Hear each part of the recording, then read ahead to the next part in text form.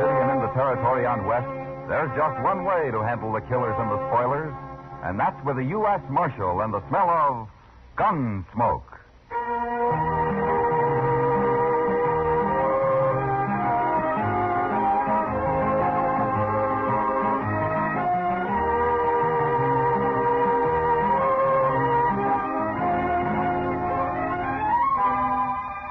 Gunsmoke, starring William Conrad. The story of the violence that moved west with young America. The story of a man who moved with it. Matt Dillon, United States Marshal.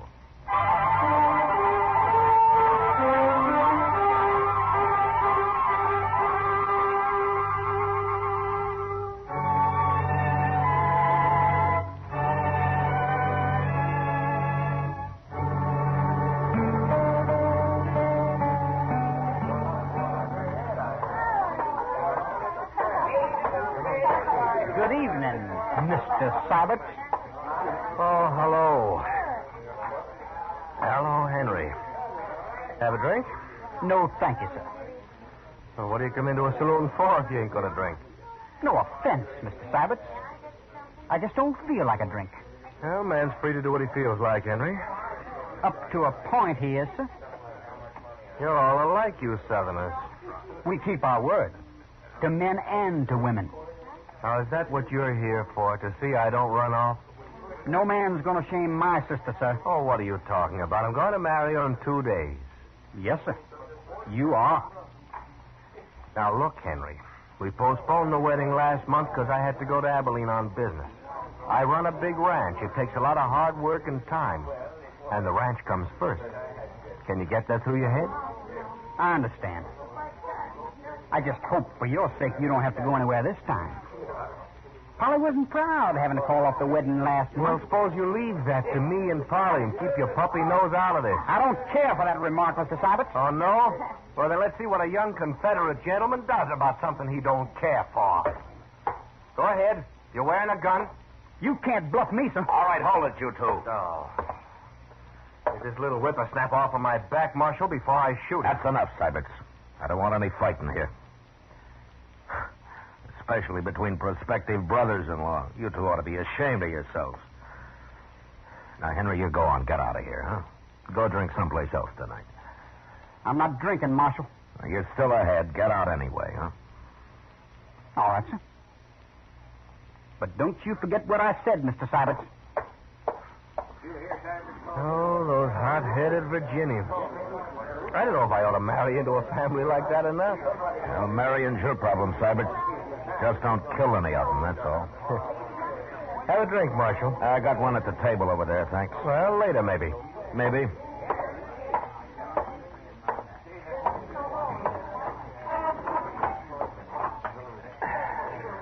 You sure stopped that just in time, Matt. Yeah. That kid wouldn't have had a chance against Nat Syberts. No, but he'd have tried it anyway. They're going to make a real happy family. Now, they'll get along. Syberts and Polly, anyhow. They will if Henry and his father give him a chance. It's too bad Mrs. Troyman isn't still alive. She'd handle it better. Now, they're nervous about the wedding, that's all, Kitty. And about Syberts' money. They need it bad. No, they used to be rich, Kitty. Back in Virginia. Sure, before the war. What about now? Why do you think they're so happy to be able to marry Polly off to a big rancher like Syberts? You know it as well as I do, Matt. Yeah, except for Polly. I think she's real fond of Syberts. Sure. And he's fond of her, too. After all, she's a woman, isn't she? Yeah, I know. But maybe you'll settle down now and quit running around so much. I hope so, for her sake.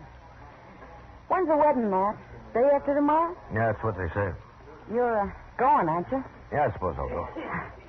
I love Oh, weddings. great heavens, Kitty. I nearly forgot. What? I saw Polly on the street the other day, and she asked me to tell you that you'd be welcome at the wedding if you want to come.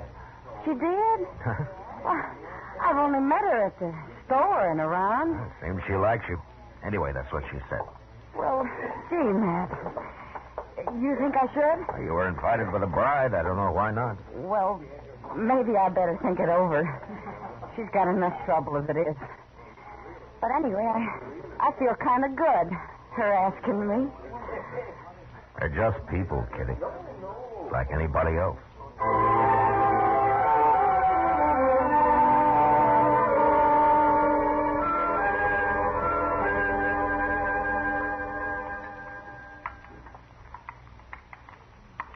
Oh, if there's anything I hate, it's a liar, Matt. What's the trouble now, Doc? These eggs. The cook swore they were fresh, and I know darn well they've been put down in water glass. Why don't you raise some chickens, Doc? I would. But it just created a whole new class of thieves. Chicken thieves. You're in for a bad day, Doc. You started feeling this way. I'd sooner trust Crazy Beulah over there than most people I know around here. Crazy Beulah? Oh, yeah. I haven't seen her in a long time. That's the funny thing about her, Matt. She's still sort of pretty. After you look in her eyes, she is. You know, Doc, I can't help feeling sorry for her. No, but there's nothing anyone can do to help her. No, I guess not. She came to see me a couple of weeks ago. Had the ague. No? And she paid my fee, too. And if Crazy Beulah can pay up, you'd think the more prosperous citizens around here could, too. Oh, I sometimes wonder about these people, man. Really, I do.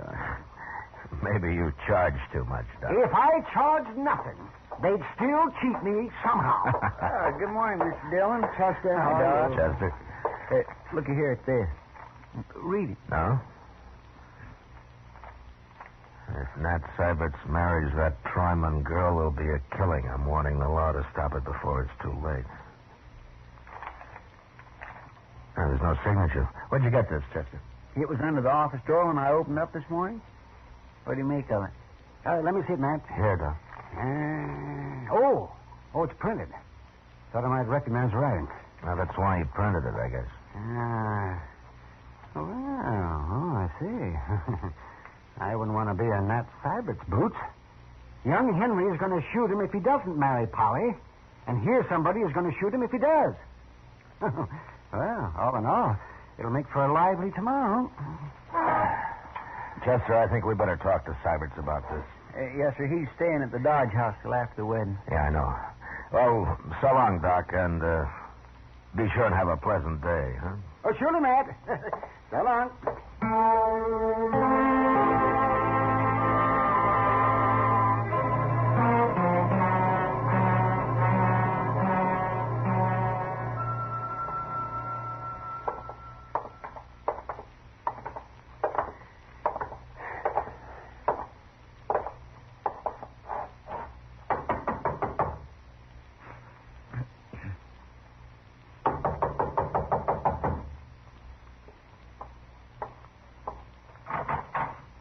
Well, Marshal, Chester. Oh, Mr. Syberts? I'd like to talk to you, Syberts. Why, sure, Marshal. Come in. Thank you. Chester found this note at the jail this morning, Syberts. What in the... Who wrote this? And I thought maybe you could tell me. No, I've got no idea, Marshal. Oh, can you think of anybody who doesn't want you to get married, Syberts? He was there last night, Marshal. Sure don't look like it. Yeah, I know, but I was thinking of somebody else, some enemy of yours who maybe wants to cause trouble. No. I've got enemies, sure. What man hasn't? But they don't have nothing to do with me and Polly. Or do they care if I get married? Well, say, maybe it's just a joke somebody's playing on you. Mighty poor joke under the circumstances. Yeah, I suppose it would be. Old man told me to stay away from women a long time ago. I should have listened to him. It's a little late now, isn't it, Syberts? Yeah. If you got any ideas, let me know, huh? Anyway, we'll be at the wedding. We'll do what we can. And I'll be wearing a gun, too, Marshal. You can count on that.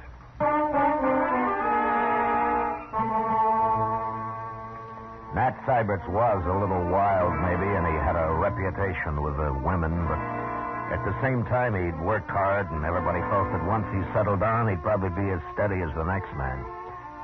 In any case, I didn't like the idea of a groom having to wear a six-gun at his wedding, and even less the fact that a shooting might take place in the church. So I went out to see the Troymans. Parley came to the door and ushered me into the front room where her father and Henry were sitting. Can we fetch you something, Marshal? Glass of bourbon? No, thank you, Mr. Troyman. It wouldn't be very good bourbon, I'm afraid. Prices up, money's down. Things haven't been easy lately. Not for this family, anyway. Please, Father. Polly, I hate to bother you this way, but, well, it's important. Nothing's happened to Matt.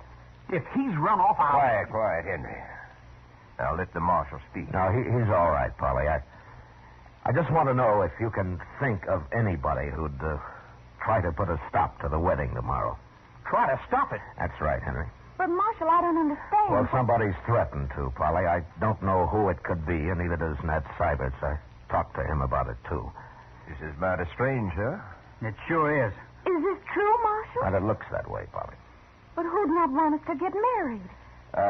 Polly, when you took up with Nat Syberts, was there anyone else who might have been jealous about it? Uncommonly jealous, I mean. Enough to start trouble tomorrow? No, Marshal, there wasn't. Say, what about Red Withers? Oh, Red Withers and I broke off 2 months before that, Henry. Besides, he's gone to Los Animas. And there wasn't anyone else? No. Not unless she was sneaking out at night, like.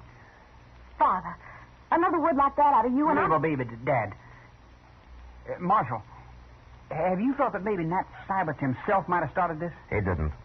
How do you know he didn't? He ran out once before. Henry... He's not that kind of a man, Henry, that's why. Now, let's not get all upset about this. Polly, I promise you that Chester and I'll be there tomorrow, and we'll see that nothing goes wrong. Thank you, Marshal. I'll be there, too. Don't forget that. Sure, Henry. But don't come wearing a gun. Why not? Because I'll take it off you if you do. You're too ready to use it. Is there anything I can do, Marshal? Well, I'll let you know if there is, Mr. Troyman. I'm sorry I had to trouble you with this, Polly. I understand, Marshal, and I thank you kindly. I'll see you to the door. Thanks.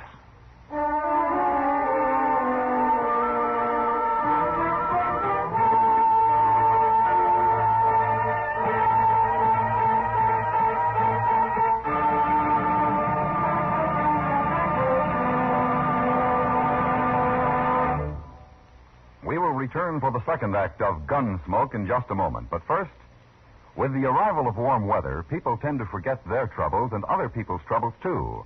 We go off for the pleasures of the beach, the forests, and the countryside.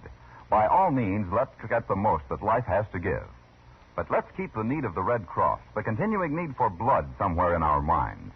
At least once this summer, give a pint through your local chapter. Don't forget, disaster waits on no season. Give blood during the summer, too. Now the second act of Gunsmoke.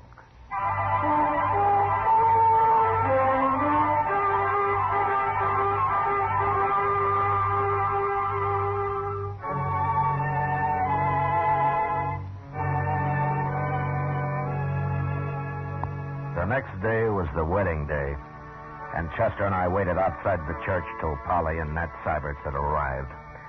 Then we went inside and took up our positions on the far right and the left of the altar, facing the congregation.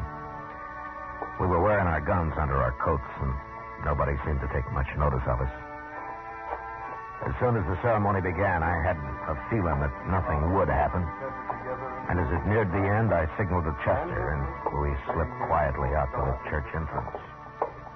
Their two had given and pledged their troth either to other, and have declared the same by giving him the seed gold and silver.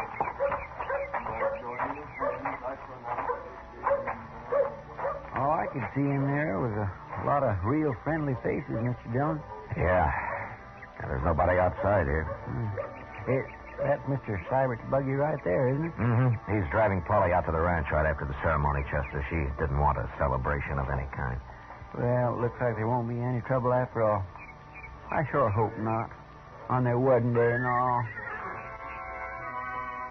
That's over. They'll be coming out now. Yes, sir. We'll stay close to them till they drive off. It could happen right out here, you know. Yes, sir. I'll watch whichever way you're not watching. How would you know which way I'm watching unless you spend your time watching me, Chester? What? Yeah, oh. Well, now, I didn't exactly mean that. Oh, looky, here they come. Oh, my, don't they look proud?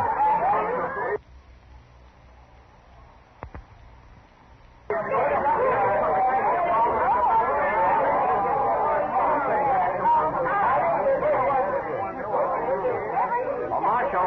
Congratulations, Cybert. Oh, thank you, Marshal. Get over here for a minute, huh? Sure.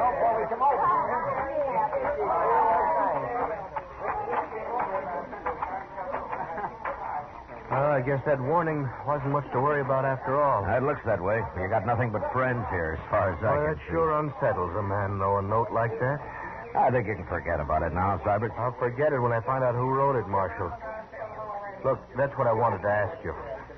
What? If you learn anything about it, let me know. You promise me that? What would you do if I did find out? I'd kill him. That's what I thought. Look, Cybert, you're married now, and you got more than yourself to think about. I'm a peace officer. I'm paid for it. It's my job. And if I find out who wrote that note, I'll run him out of the country. And I'll try to keep you from finding out who it was. I'm not a boy, Marshal. I'm not sure I appreciate your trying to protect me. Well, what about Parley? Parley? Yeah. Yeah. Think I see what you mean, Marshal. You're just not used to being married, Cybert. No. But go on. Start getting used to it. Polly's looking for you over there. Thank you, Marshal. Sure.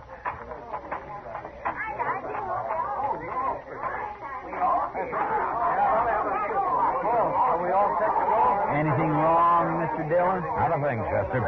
Come on, let's see him out. Thank you. All right, Polly. Up you go, honey. That's the way. Come see us up the ranch. Goodbye. Goodbye.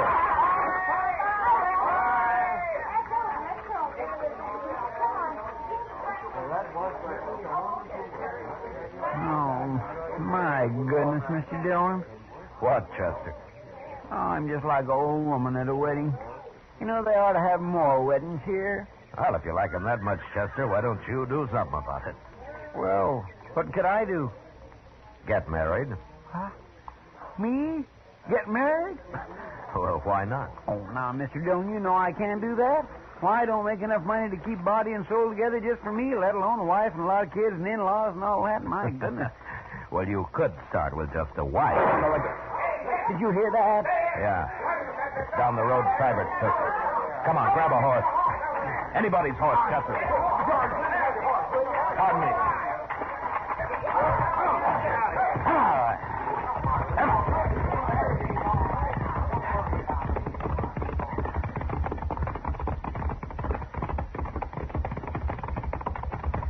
There's the buggy. Just past the bridge. I don't see nobody else. Ease up, Chester, so we don't scare the horse.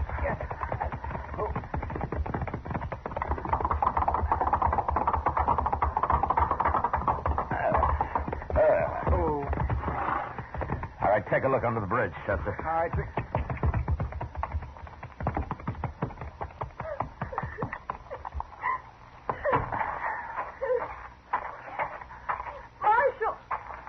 Marshal, they shot him. Is he dead, Polly?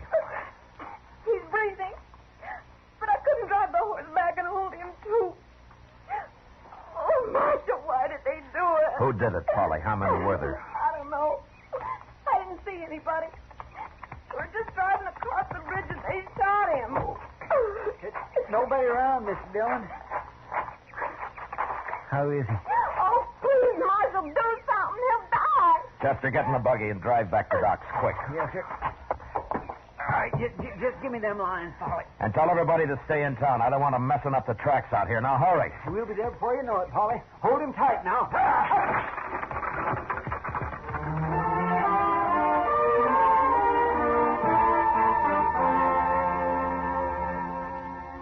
As soon as the buggy had gone and the dust had settled, I looked around. Everywhere, but could see no one. Then I walked back and followed Chester's horse tracks down off the wagon road. His were the only marks on that side of the bridge, so I crossed over to the other side. And there I found the footprints of what must have been either a child or a woman. They led off in the direction of a small cabin about 300 yards away. And I followed them, gun in hand, at a slow trot. When it was clear that whoever it was had gone straight to the cabin, I left his trail and approached the door from a right angle.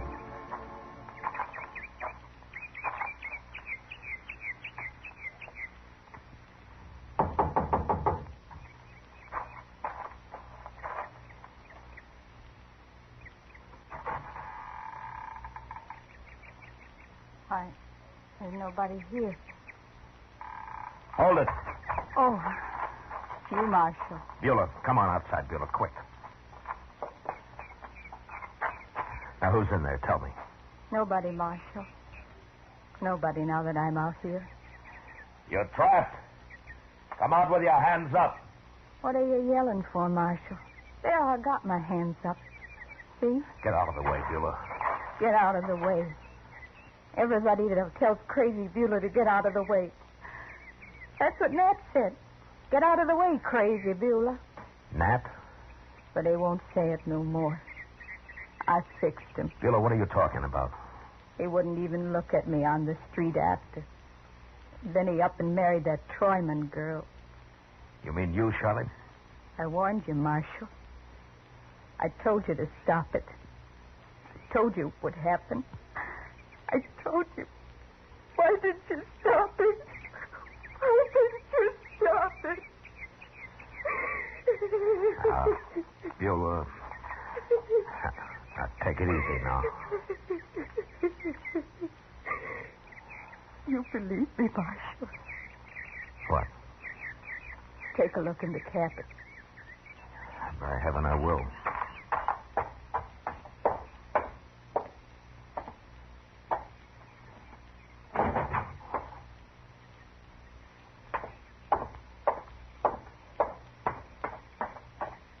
What's this all about, Beulah? There's nobody in there.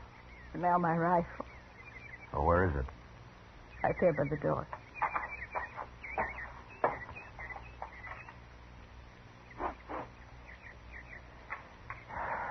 Yeah, it's been fired, all right. Did you really shoot Nat Syberts, Beulah? I want the truth now.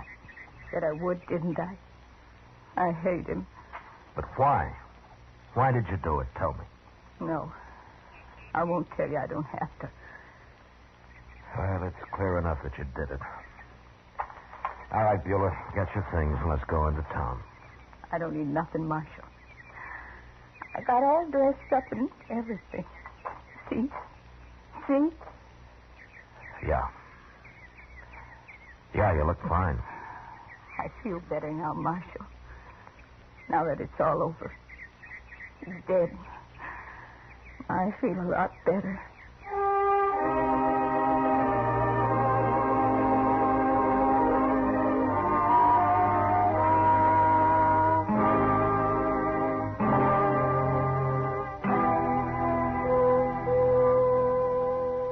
Give her anything she wants, Chester. See that she's comfortable. Yes, sir, I will.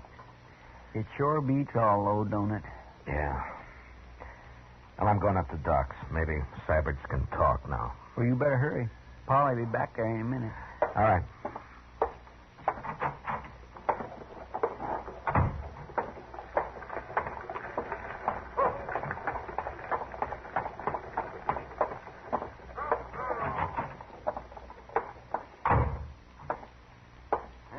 Hello, Mac. How is he, Doc? I can't tell yet, but don't wear him out. Sure that whoever it was had gone straight to the cabin. I left his trail and approached the door from a right angle. I guess we should have stayed with you a little longer, huh? I don't even know where it came from, Marshal. He was under the bridge there, I guess. Got me right in the back. It wasn't a he, Syberts. It was a she. A woman? Crazy Beulah. I just locked her up. Well, how do you know it was her, Marshal? I trailed her to her cabin, and she admitted it. She say why she did it? She said you wouldn't look at her on the street. told her to get out of the way or something. Doesn't matter much. Unless you want to tell me. Well, just that I got drunk one night, Marshal, and she kind of chased after me ever since, and I tried to keep out of her way. I see. Well, what are you going to tell Polly? If I live. If you live. I don't know, Marshal. Might even tell her the truth.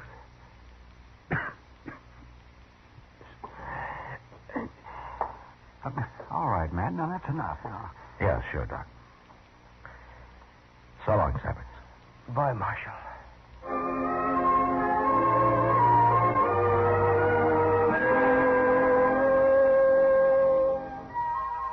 2 days later, Doc announced that Nat Syberts would live. And the next day, they moved him up to the Troyman house where Polly could nurse him. I never did know if he told Polly what it was all about. Maybe he didn't have to. Crazy Beulah never asked about him, never mentioned his name again. For her, it was all over and done with. And then finally, somebody remembered that she had people in St. Louis. And once I located them, I put her on a train and sent her off. She seemed quite happy about the trip. And more normal than I'd ever seen her.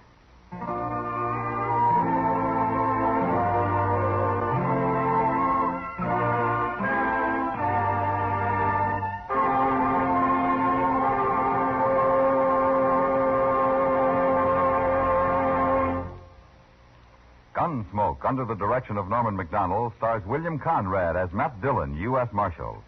Tonight's story was specially written for Gunsmoke by John Meston, with music composed and conducted by Rex Corey. Featured in the cast were Lawrence Dobkin, Sam Edwards, Joyce McCluskey, Joe Cranston, Elaine Williams, and Pat McGeehan. Parley Baer is Chester, Georgia Ellis is Kitty, and Howard McNear is Doc. Gunsmoke has been selected by the Armed Forces Radio Service to be heard by our troops overseas. Join us again next week as Matt Dillon, U.S. Marshal, fights to bring law and order out of the wild violence of the West in Gunsmoke.